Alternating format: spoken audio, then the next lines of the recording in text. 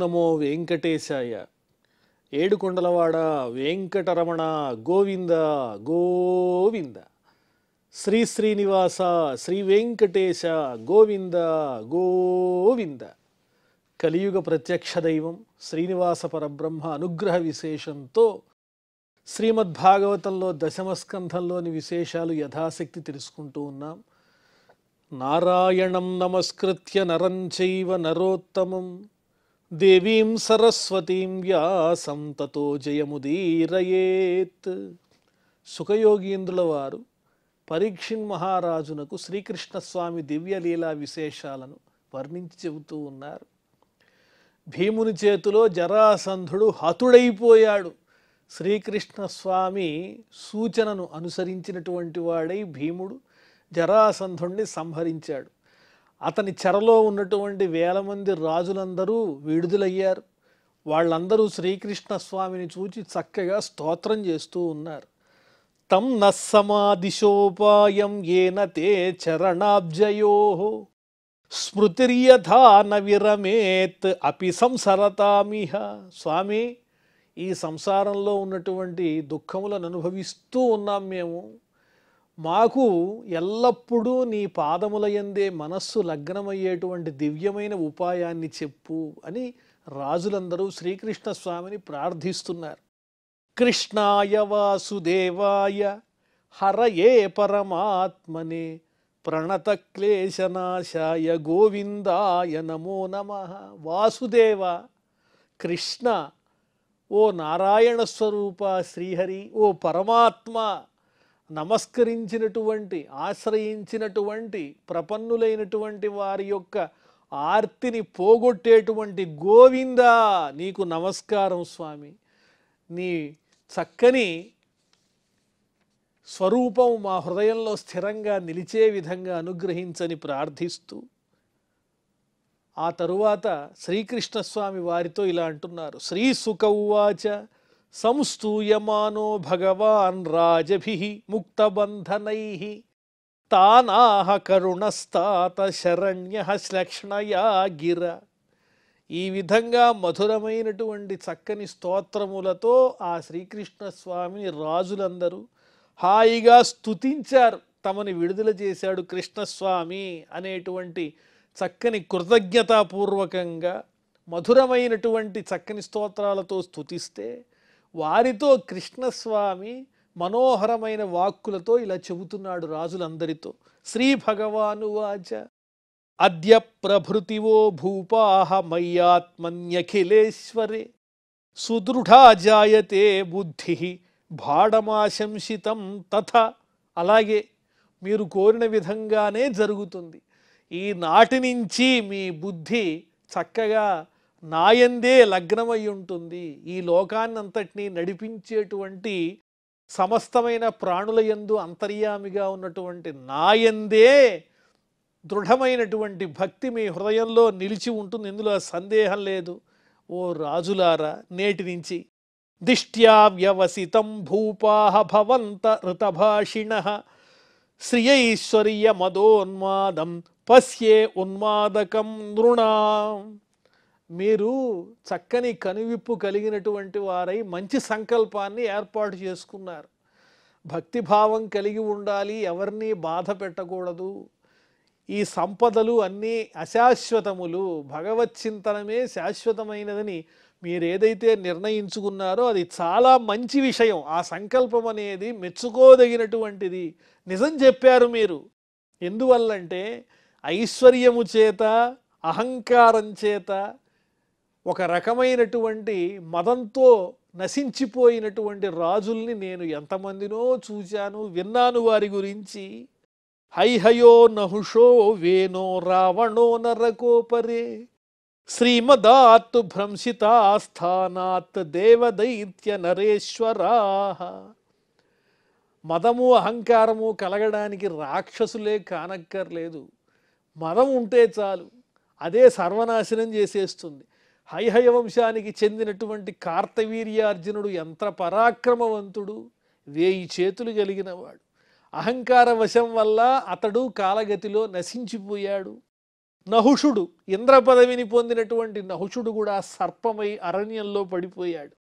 వేణుడనేటువంటి రాజు, పృథు చక్రవర్తి తండ్రి, అతడు కూడా ఎంతో ప్రజలను పీడించినటువంటి వాడై చెడ్డ పేరు తెచ్చుకున్నాడు. దురహంకారి అతను, పాపాత్ముడు. రావణాసురుడు చేయకూడనటువంటి పనులన్నీ చేసి దేవతలను హింసించడమే కాకుండా సీతాదేవిని అపహరించాడు. పరస్త్రీ పట్ల ఆసక్తి కలిగి ఉన్నాడు. అతడు నశించిపోయాడు. అలాగే నరకాసురుడు. ఈ విధంగా ఎంతోమంది రాజులు ధనమదం వల్ల, అహంకారం వల్ల అంధుల వలె అజ్ఞానాంధకారంతో మునిగిపోయి నశించిపోయారు. వాళ్ళందరూ ఉదాహరణమే. శ్రీమదాత్ భ్రంశితా స్థానాత్, తమ తమ ఉత్తమమైన స్థానాల నుంచి దిగజారిపోయారు. దేవతలు, రాక్షసులు అయిన నరులు, నరేశ్వరులు, వీళ్ళందరూ రాక్షసులైనా దేవతలైనా మానవులైనా ఎంత గొప్పవాళ్ళైనా అహంకారం వల్ల, ధనమదం వల్ల వాళ్ళు సర్వనాశనం అయిపోయారు. ఈనాడు మీరు మాత్రం చక్కగా భగవంతుని యందే మనసుండాలని కోరుకుంటున్నారు కదా, ఇది ఉత్తమమైనటువంటి సంకల్పం. భవంత ఏతద్విజ్ఞాయ దేహాత్యుత్పాద్యమంతవత్ మాం యజంతో అధ్వరైర్యుక్తాః ప్రజాధర్మేణ రక్షథ. మీరంతా సత్యాన్ని తెలుసుకున్నటువంటి వాళ్ళై చక్కగా ఈ దేహం అనేది అశాశ్వతం అనేటువంటి నిజాన్ని మనస్సులో నిలుపుకున్నటువంటి వాళ్ళై యజ్ఞయాగాదులు చేస్తూ పరమాత్మకు ప్రీతి కలిగేటువంటి సంకల్పంతో యజ్ఞయాగాది కర్మలన్నీ ఆచరించి ప్రజల్ని ధర్మ మార్గంతో రక్షించండి, ఎవరిని హింసించద్దు అని వారికి హితబోధ చేస్తున్నారు స్వామి. సంతన్వంతః ప్రజాతంతూన్ సుఖం దుఃఖం భవాభవౌ ప్రాప్తం ప్రాప్తం చ సేవంతో మచ్చిత్త విచరిష్యథ. చక్కగా సత్పుత్రులను పొందుతూ ప్రజాసంతతిని రక్షిస్తూ సుఖదుఖములను సమానంగా భావిస్తూ ఈ జననము మరణము అనేటువంటివి అశాశ్వతములు అని వాటి పట్ల కూడా ఏ విధమైన భావోద్రేకములు లేకుండా సమబుద్ధితో వాటిల్ని అనుభవిస్తూ నన్నే మీ హృదయంలో నిలుపుకోండి, హాయిగా జీవించండి అని చెబుతున్నాడు కృష్ణ పరమాత్మ. ఉదాసీనాశ్చ దేహాదౌ ఆత్మారామా ధృతవ్రతాః మయ్యావేశ్య మనస్సమ్యక్ మామంతే బ్రహ్మయాస్యథ. దేహాదులయందు, అనిత్యములైనటువంటి దేహాదులయందు ఏ విధమైన ప్రీతి లేకుండా ఉదాసీనంగా వ్యవహరించండి. అదేవిధంగా ఆత్మస్వరూపుణ్ణైనటువంటి నాయందే బుద్ధి కలిగినటువంటి వారై, నియమము కలిగినటువంటి వారై చిట్ట చివరికి నేనున్నటువంటి స్థానాన్ని మీరు పొందగలుగుతారు అని వారికి వరమిచ్చాడు కృష్ణ పరమాత్మ. శ్రీ శుకౌవాచ ఇత్యాదిశ్య నృపాన్ కృష్ణో భగవాన్ భువనేశ్వరః తేషాన్యయుంక్త పురుషాన్ స్త్రియో మజ్జన కర్మణి. ఈ విధంగా జరాసంధుని నుంచి విడిపించబడినటువంటి 20,008 మంది రాజులందరికీ హితబోధ చేసి ఏ విధంగా జీవించాలో వారికి సన్మార్గాన్ని బోధించినటువంటి శ్రీకృష్ణ పరమాత్మ అంతవరకు వారు బంధించబడి ఉన్నారు కదా, అందువల్ల వాళ్ళ దేహం కానీ వస్త్రాలు కానీ మలినమై ఉన్నాయి.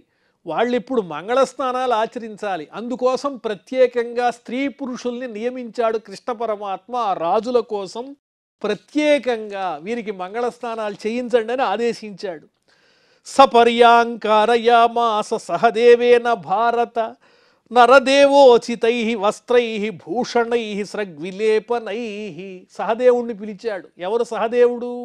జరాసంధుని కుమారుడు. అతన్ని పిలిచి, నాయన నీ తండ్రి చేత వీరంతా పీడింపబడ్డారు, అది తప్పు కదా, ఈ బంధింపబడి విడుదలైన రాజులందరికీ కావలసిన సపర్యలన్నీ చేయి, మహారాజోచితమైనటువంటి చక్కని వస్త్రాలు ఆభరణాలు శరీరానికి అలదుకునేటువంటి చందనాదులు అన్నీ ఇచ్చి పూలమాలలతో సత్కరించు సహదేవా అని జరాసంధుని యొక్క పుత్రుణ్ణి ఆజ్ఞాపించాడు. భోజయిత్వా వరాన్నేన సుస్నాతాన్ సమలంకృతాన్ భోగైశ్చ వివిధైర్యుక్తాన్ తాంబూలాద్యై నృపోచితై. శ్రేష్టమైనటువంటి చక్కని రుచికరమైన భోజనాన్ని రాజులందరికీ పెట్టించి చక్కగా మంగళస్నానాలు చేసి అలంకరించుకున్నటువంటి వారు సమస్త భోగముల చేత ఆనందాన్ని పొందుతున్నటువంటి ఆ రాజులకు చక్కని అనుగ్రహాన్ని కలిగించాడు. వాళ్ళంతా రాజులంతా భోజనం చేసుకుని తాంబూలం కూడా వేసుకున్నారు. తే పూజిత ముకుందేన రాజానో మృష్టకుండలాః విరేజు మోచితాః క్లేశాత్ ప్రావృడంతే యథాగ్రహాః. ఈ విధంగా పరమాత్ముడైన శ్రీకృష్ణస్వామి అనుగ్రహం చేత శ్రీకృష్ణుని చేత చక్కగా గౌరవింపబడినటువంటి వారై బంగారుమయమైన కుండలాలు కలిగిన ఆ రాజులందరూ కూడా తమ కష్టం పోయింది అనే ఆనందంలో ఆకాశంలో ఉన్నటువంటి చక్కని నక్షత్రాల్లాగా గ్రహాల్లాగా ప్రకాశిస్తున్నారు. వర్షాకాలం వెళ్ళిపోయిన తరువాత నిర్మలమైనటువంటి మేఘరహితమైన ఆకాశంలో తారలు చంద్రుడు ఏ విధంగా ప్రకాశిస్తూ ఉంటారో గ్రహాలు ఆ విధంగా ఈ రాజులంతా ప్రకాశిస్తూ ఉన్నారు. రథాన్ సదశ్వానారోప్య మణికాంచన భూషితాన్ ప్రీణయ్య సూనృతైర్వాక్యైః స్వదేశాన్ ప్రత్యయాపయత్. చక్కగా రాజులందరినీ రథాలని అధిరోహింపజేసి మణిఖచితమైనటువంటి బంగారుమయమైన ఆభరణాలతో అలంకరింపజేసి తీయనైన కమ్మని మాటలతో రాజులందరినీ తృప్తిపరిచి వారి వారి దేశాలకు రథాల మీద పంపించేశాడు కృష్ణ పరమాత్మ. త ఏవం మోచితాః కృచ్ఛ్రాత్ కృష్ణేన సుమహాత్మన యయుస్తమేవ ధ్యాయంతః కృతాని చ జగత్పతేః.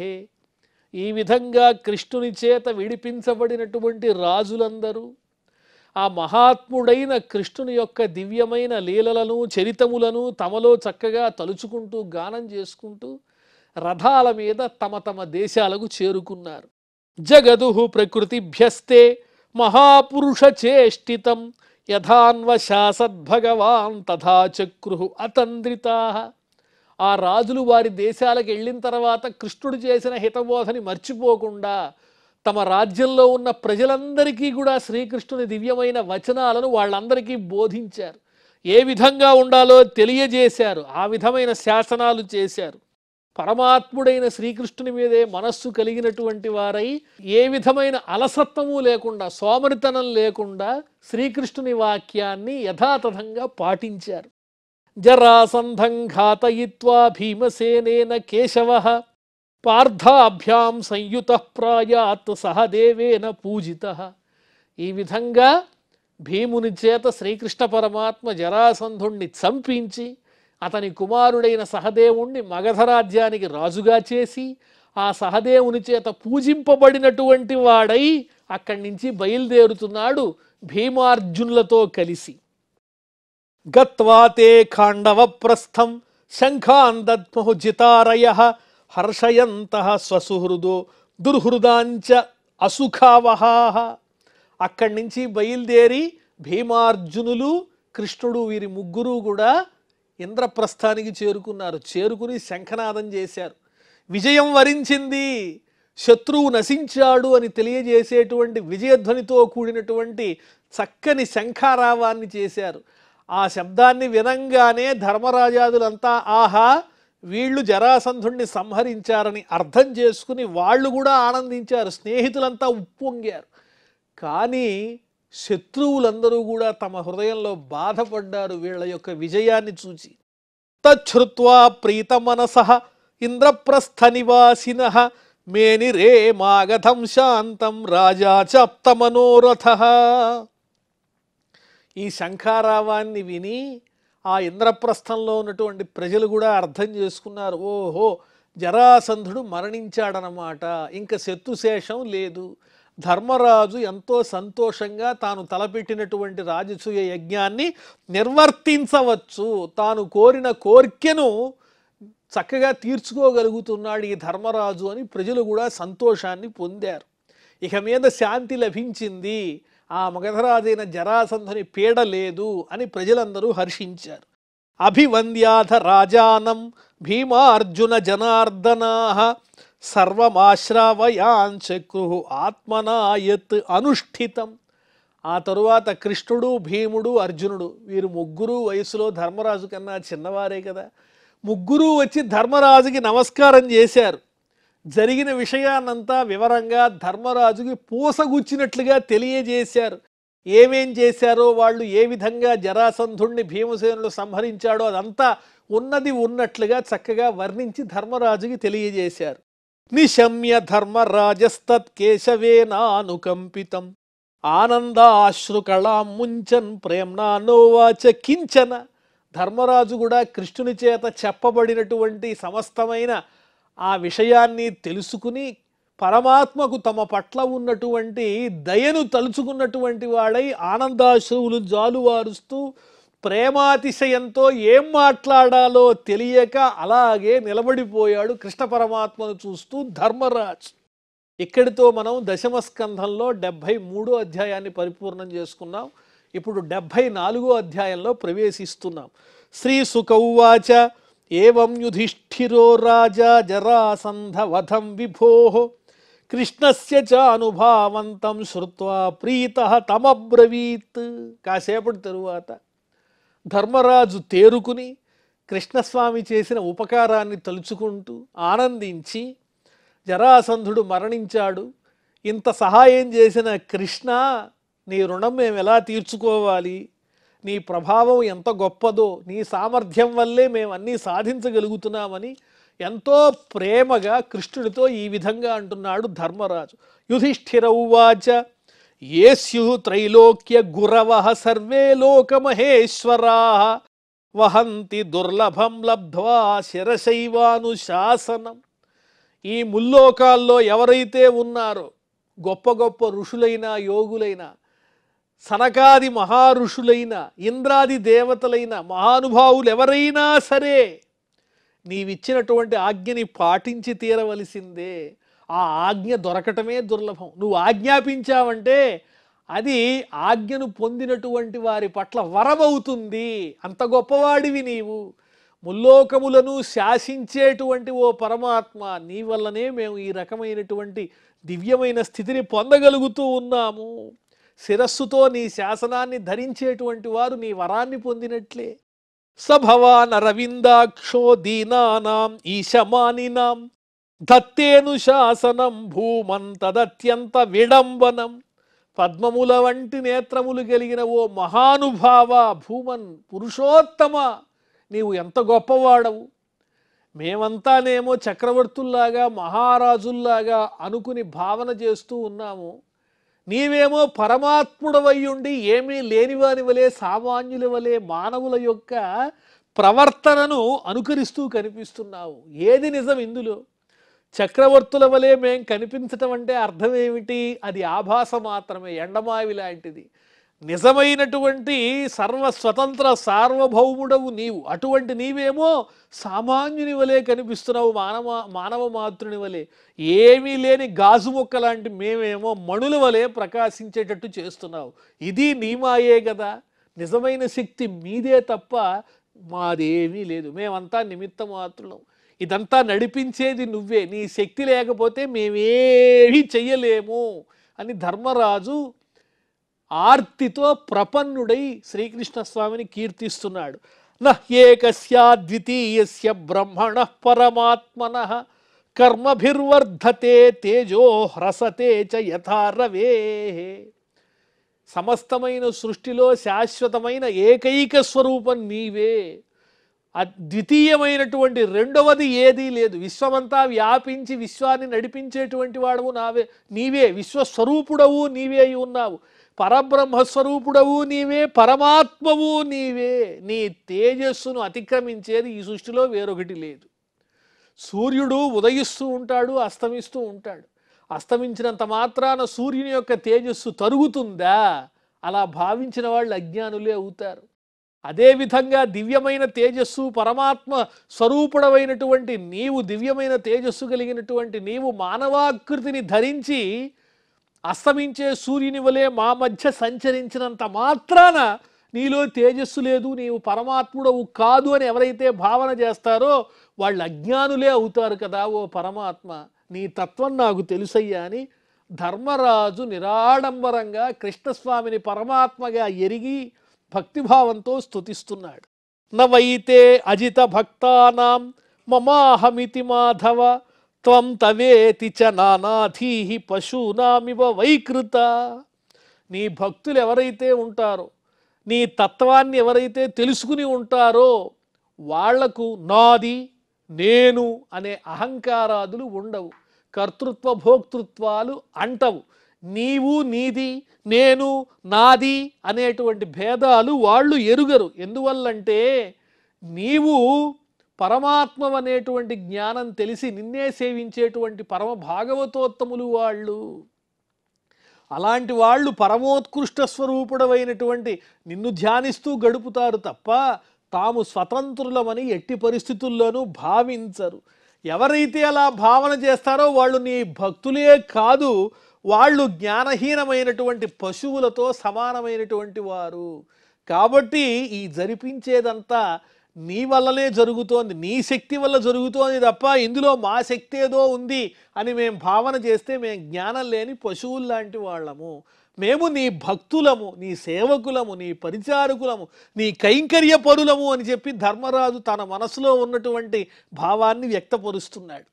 శ్రీ సుక ఉవాచ ఇత్యుక్త్వా యజ్ఞయే కాలే వవ్రేయుక్తాన్ సరుత్విజః కృష్ణానుమోదితః పార్థో బ్రాహ్మణాన్ బ్రహ్మవాదినః.